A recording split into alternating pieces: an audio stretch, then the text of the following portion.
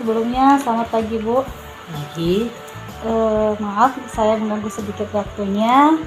Di sini saya melakukan sedikit penelitian, mewawancarai orang tua dari anak Ibu. Ya, tapi sebelumnya saya tanya dulu, ini dengan profesi apa Bu? N Simbolon. N Simbolon. Guru Marbon. Guru Marbon. Nama anak? Yosua Simbolon. Alamat rumahnya?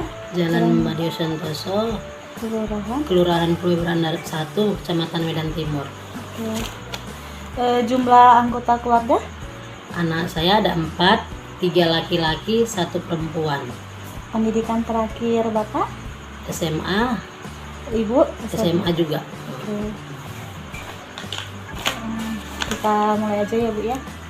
Pertanyaannya seputar pendampingan anak saat belajar daring.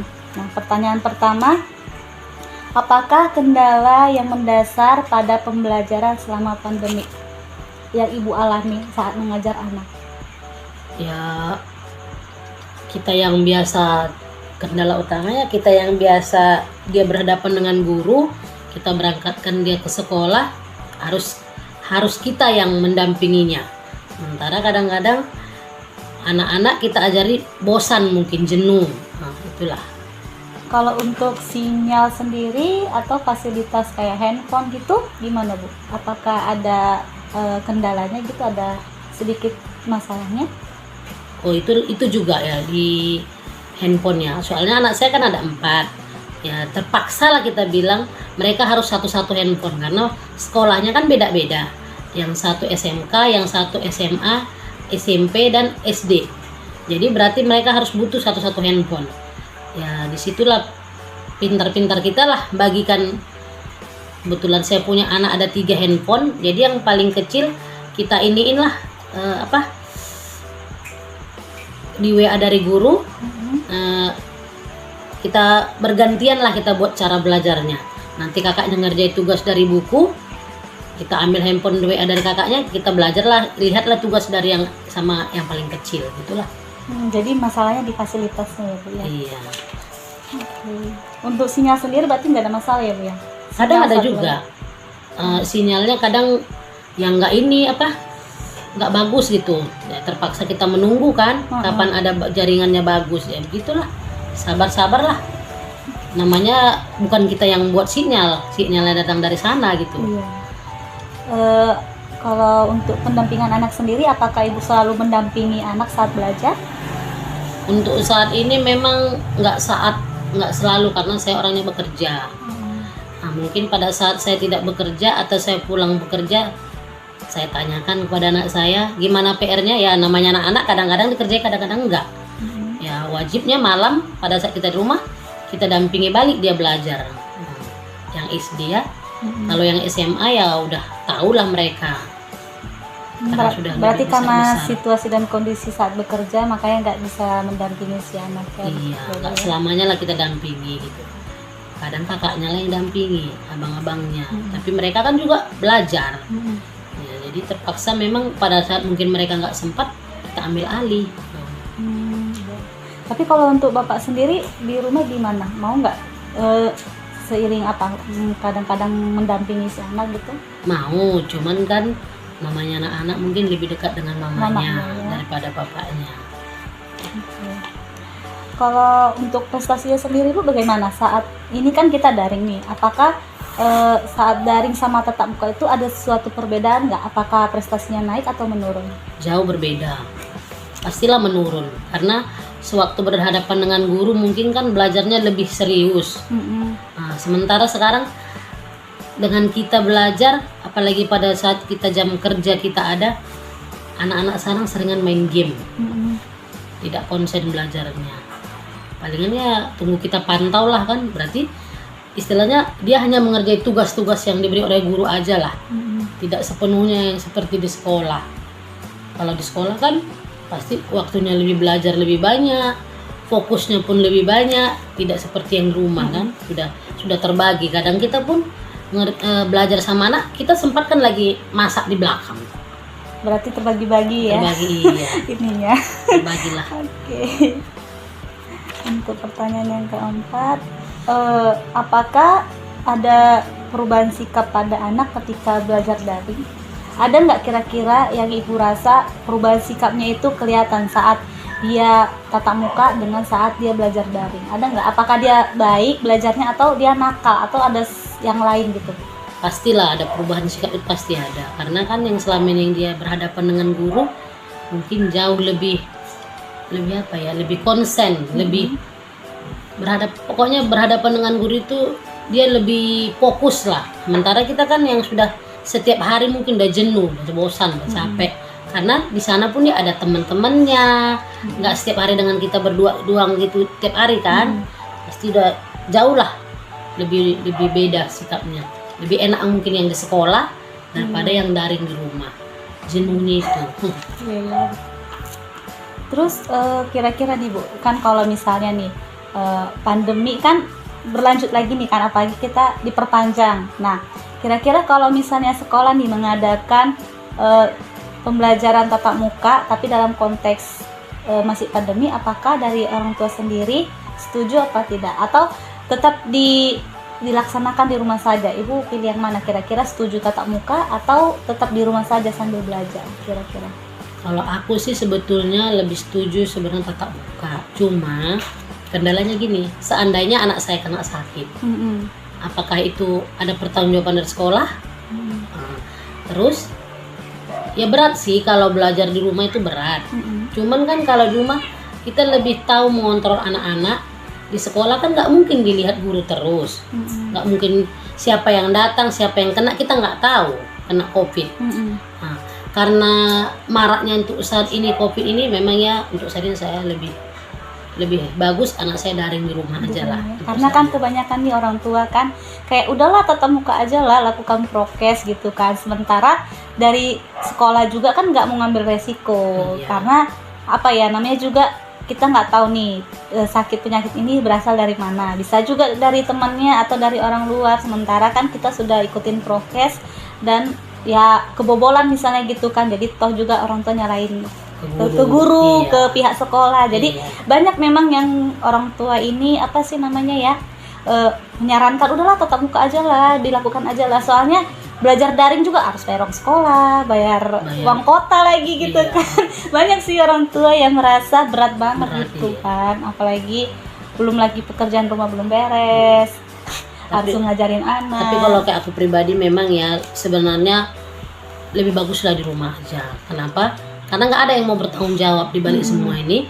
Dan memang kalau sudah kena bukan ampun, langsung diisolasi. Nah, saat isolasi kalau kita lihat dia di mana, bagaimana, nah kalau nggak kita lihat gimana? Namanya anak-anak pasti down, pasti nyariin orang tuanya kan.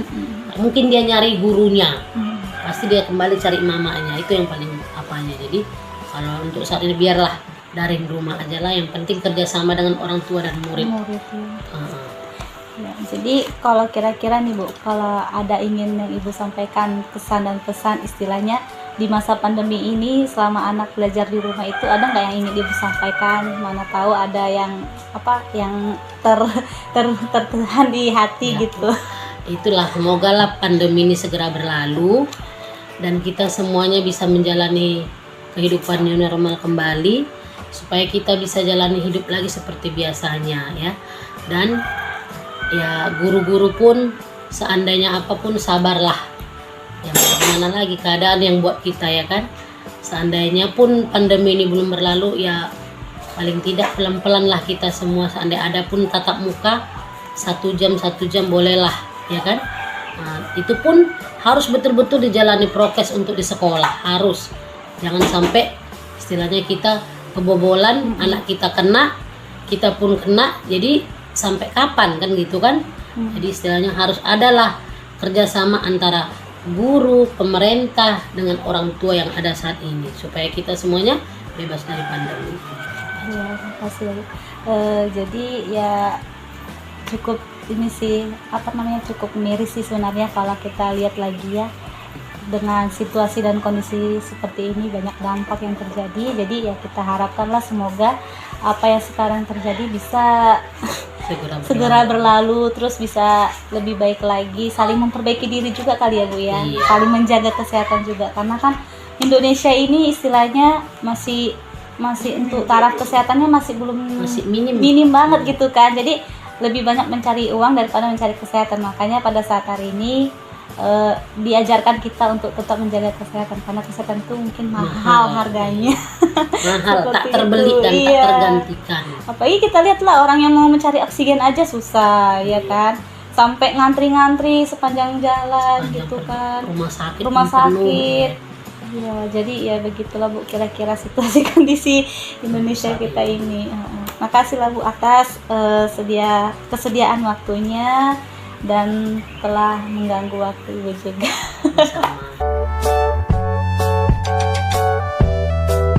Baik, pertanyaannya Pak, saya langsung tanyakan aja ya. Yang pertama, apakah kendala yang mendasar pada pembelajaran selama pandemi? Kendalanya? Kendala apa saja yang mendasar, yang menghalangi dalam pembelajaran daring?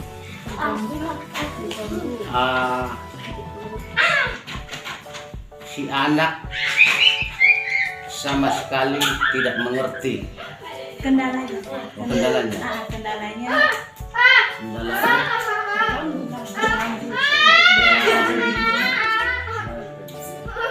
gitu. Pekerjaan di rumah terganggu gitu ya. Terganggu, orang tua terganggu gitu. apakah fasilitasnya ada atau jaringannya yang susah atau gimana Pak, kendala yang sering dialami saat si anak belajar daring? Kalau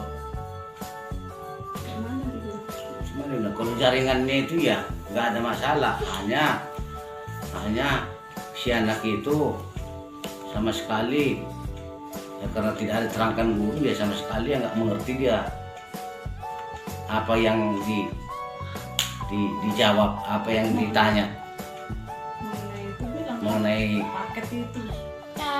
soal-soal itu. Berarti kalau untuk kendalanya untuk daring sendiri nggak ada ya Pak ya? Nggak ada.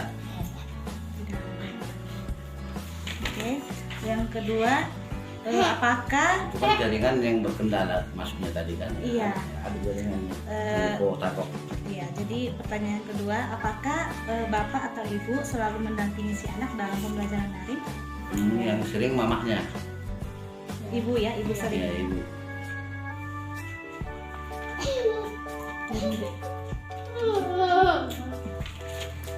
Terus, bagaimana prestasi si anak saat pembelajaran daring? Apakah naik atau menurun prestasinya? Jeblok. Menurun ya. Terus bagaimana sistem pembelajaran daring dilakukan oleh guru? Apakah si anak itu mengerti atau tidak? Dan apakah ada perubahan sikap si anak ketika pembelajaran daring? Ya, si anak ini apa yang diterangkan guru melalui daring itu sama sekali tidak paham kalau tidak diterangkan oleh orang tua. Sementara sedangkan tatap muka saja di sekolah belum pasti mengerti, konon lagi secara daring. Jadi soal itu tidak bisa dimengerti si anak sama sekali. Itu aja. Lagi. Berarti untuk prestasinya sendiri berarti menurun ya Pak? Jauh menurun.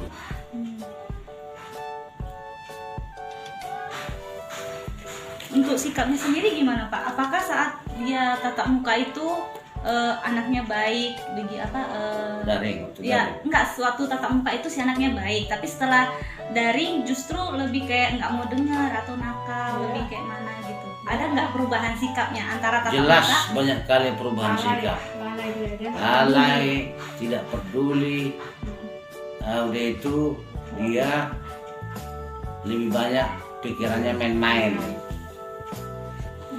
Lebih apa ya, lebih nggak fokus ya Pak ya. Ya jelas menurun lagi itulah, enggak apanya. Niatnya belajar. Nggak ada niat belajar, nggak ada. Kebanyakan niat main-main. Kalau udah sempat di rumah. Apalagi dia kalau SD, karena tidak ada kegiatan di sekolah, kebanyakan pikirannya hanya main-main. Kalau enggak, main-main HP Di lingkungan. di lingkungan sendiri. Udah. Apa letak lagi? Jadi untuk Bapak sendiri, untuk kesan dan keluh kesahnya, ada nggak yang ingin disampaikan? Kalau misalnya nih sewaktu-waktu pembelajaran daringnya ini diperpanjang lagi gitu, Kalau bisa sih. atau pembelajaran daringnya sampai pada bulan ini saja, ada nggak ini kesan dan pesannya? Kesannya si anak naik kelas tapi tidak tahu apa-apa. Udah. Mm-mm. Kalau bisa jangan diperpanjang kalau bisa. Kenapa? Kenapa? Sedangkan di ruang kelas saja kadang belum ngerti, analisanya kurang. Kalau mahasiswa bisa lah analisanya. Karena pelajaran sekarang ini perlu analisa di sini. Sementara si anak itu masih polos, tidak tahu soal analisa. Mahasiswa bisa lah kalau kayak si Bram ini sama sekali nggak ngerti dia gitulah. Kadang-kadang karena pada dasarnya si anak ini kalau nggak dijelaskan berulang-ulang nggak ngerti dia. Konon lagi keterangan dari daring sama sekali nggak ngerti dia. Itulah.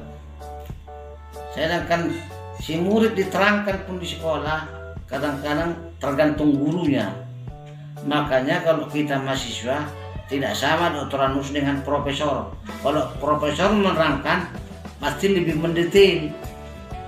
Apalagi SD, kemampuan analisa menjawab menganalisa soal itu tidak ada sama sekali kemampuan. Tanpa diterangkan oleh si orang tua, dia tidak mengerti. Makanya sekarang yang sekolah bukan si murid, yang sekolah orang tua murid. Itu sudah viral itu, pakai baju SD dia. Karena kalau si murid apa yang terangkan di apa dibilang daring itu pakai apa nih namanya video itu nggak ngerti dia. Kalau nggak didampingi orang tua, sedangkan didampingi aja.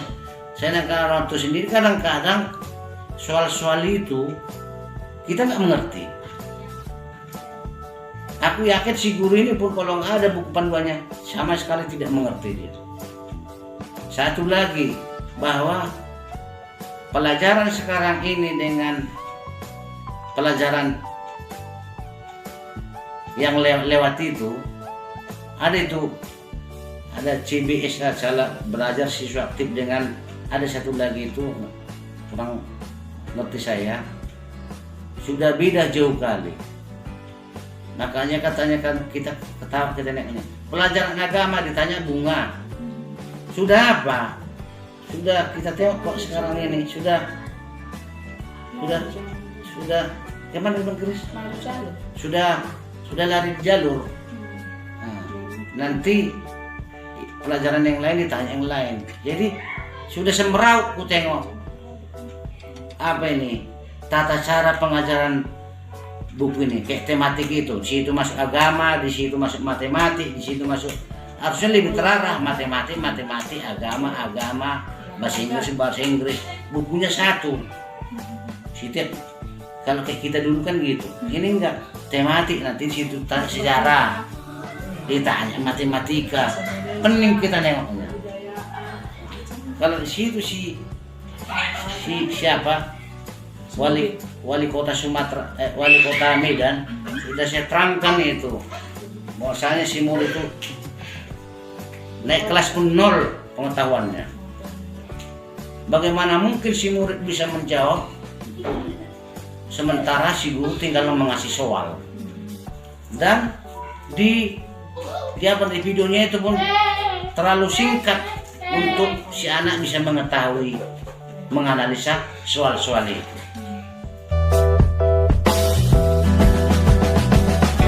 Keluarga siapa? Sinurat Bu. Sinurat. Baru? Bisa. Lugis. Nama anaknya? Roma Angelina Sinurat. Sinurat. Pras? Kelas 1 SD. Alamat rumahnya? Jalan Seri nomor 12. Kelurahan? Sidorejo. Sidorejo. Kecamatan Medan Tengah. Oke. Kedatangan saya ke sini ya Bu ya, saya ingin mengambil sedikit sampel atau saya ingin membuat laporan. Bahwasanya nanti ini akan saya jadikan suatu laporan ke penelitian saya. Jadi saya sedikit tanya-tanya ya Bu ya. Oke. Saya mau tanya untuk pertanyaan pertama, apakah kendala yang mendasar pada pembelajaran selama pandemi untuk si anak? Kendalanya ada Bu, apalagi yang keluarga ekonominya menengah ke bawah seperti saya, ya yang harus memenuhi fasilitas yang dibutuhkan oleh sekolah seperti handphone, begitu. Yang tadinya saya nggak memikirkan untuk beli handphone, harus beli handphone. Jadi ya mau nggak mau saya berusaha, maupun utang sama orang supaya bisa memenuhi fasilitas anak saya supaya bisa ikut belajar daring dulu gitu. Oke. Kalau untuk sinyalnya sendiri gimana Bu? Sinyalnya kadang-kadang bisa, kadang-kadang enggak. Untuk gurunya kalau menjelaskan gitu ke si anaknya, kira-kira ibunya ngerti menemukan untuk mengajar si anak atau gimana? Atau kurang paham dengan gurunya selama mengajar daring? Kalau guru bicara paham Bu, cumanya karena anaknya belajar di rumah kayaknya kurang patuh gitu. Jadi kalau belajar seperti yang sebelum corona kan dia langsung belajar sama gurunya, jadi dia agak lebih takut belajar sama gurunya. Kalau sama orang tuanya sendiri kadang dia membangkang, kadang nggak mau, kadang gimana gitu. Jadi kayak lebih dari si gua tuh lebih banyak makan waktu untuk si anak. Berarti lebih banyak waktu bermain daripada belajar gitu. Iya, gitu, ya? dia jadi lebih banyak bermain karena kalau orang tuanya yang menyuruh agak susah Bu, karena kurang ditakuti gitu, kadang mau membangkang nanti gitu. Jadi kalau dia langsung pergi sekolah kan belajar sama gurunya, dia makan kalau melihat gurunya dia agak sedikit lebih takut gitu. Oke. Kalau untuk pertanyaan yang kedua ini lebih mendampingi ya Bu ya. Pertanyaannya, apakah Ibu selalu mendampingi anak dalam belajar? Ya, saya selalu mendampinginya setiap belajar sampai dia selesai. Karena kalau tidak dilihat, dia nggak mau belajar tekun gitu. Main-main kalau dibiarkan sendiri.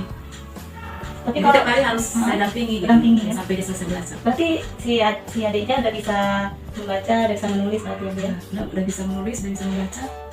Menghitung berarti masih belum ya? Belum Menghitung masih ya? sedikit, masih angka 1 sampai berapa ya, sampai 30 masih udah bisa, dan sampai 30 tambah sedikit udah bisa. Kalau yang masih 20-an itu kan udah bisa.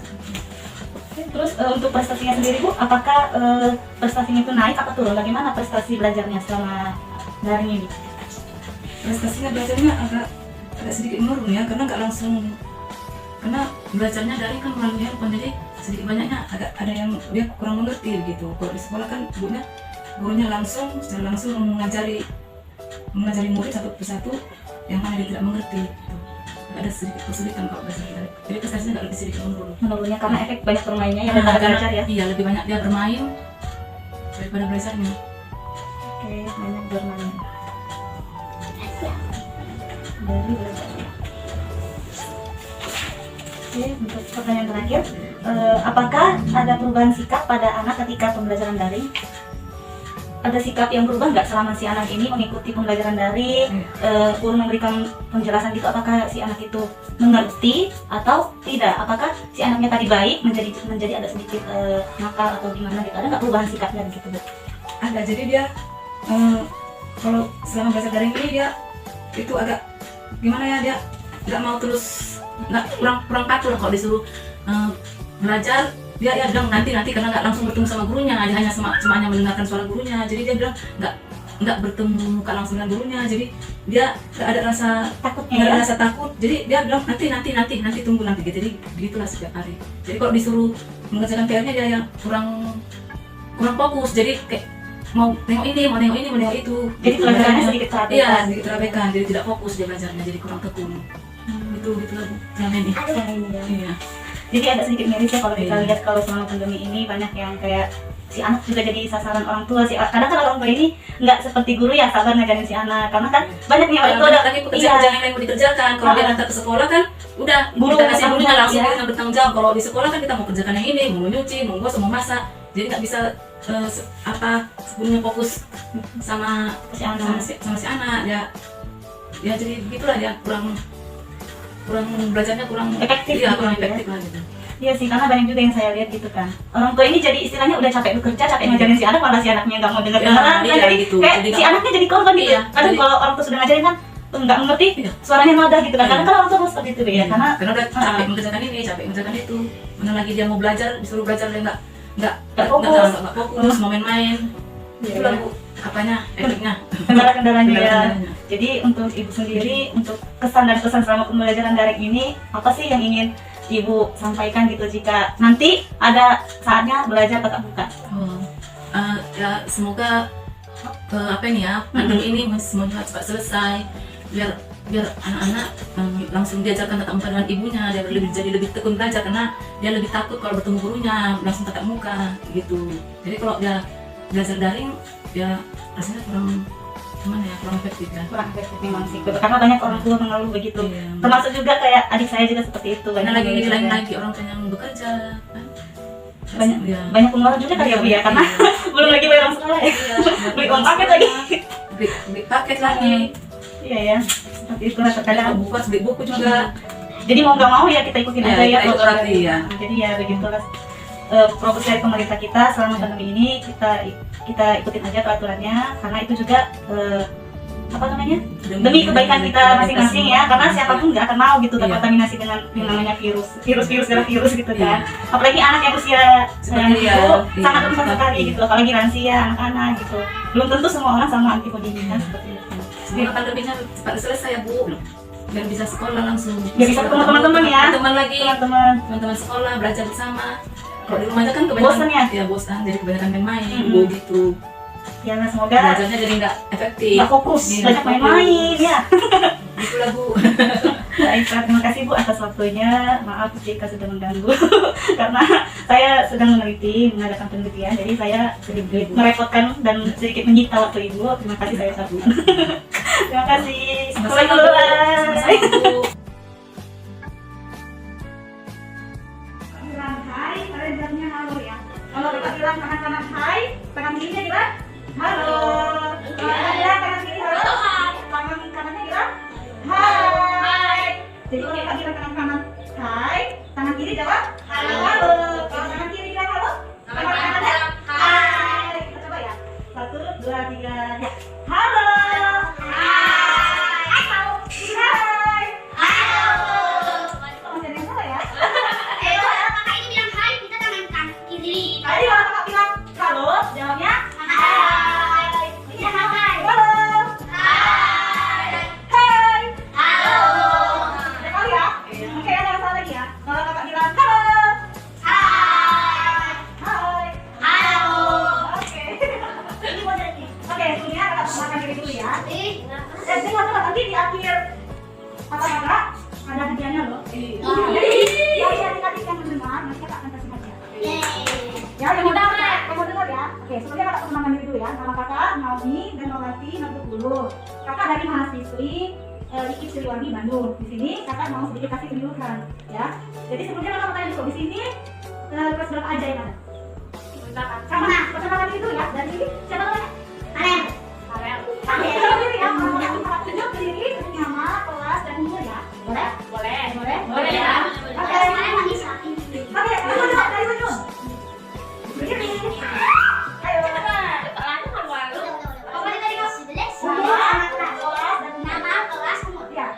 Ya.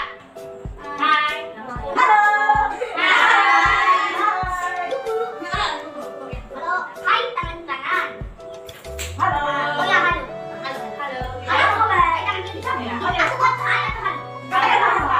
Namanya siapa?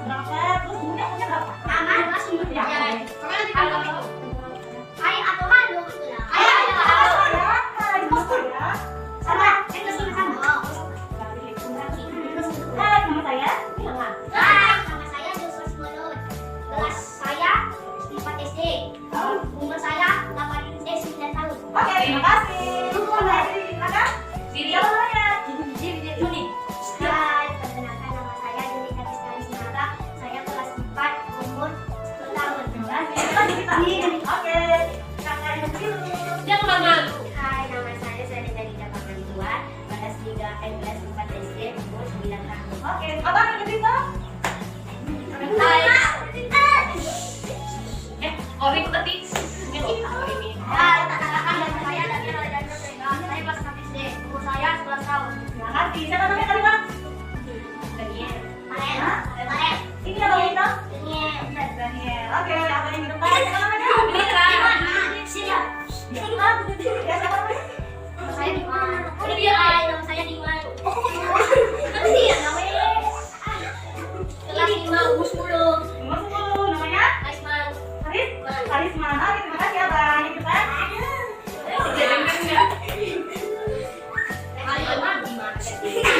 Nama kalau saya dari Karunia, kelas 4, umur 9 tahun. Nomor 9 tahun. Namanya siapa, Kak?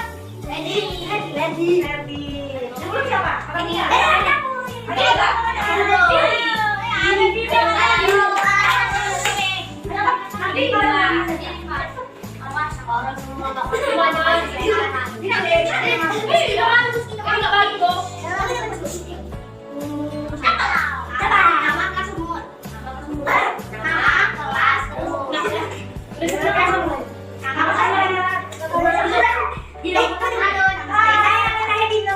kalau umur 10 tahun. Hai, nama saya Lara. Nama saya Lara. Lelah.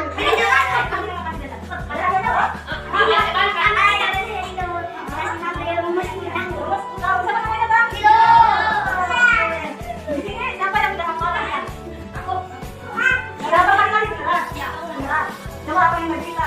Aku makan dah. Ayo jangan makan. Ayo, masih ya dong? Masih ya dong? Kakak mau tanya, 4 kali 5 berapa? 4 kali 5 20. 3 kali 5? 15. 15. 2 kali 5? 10. Berapa kali 2? 16. 16.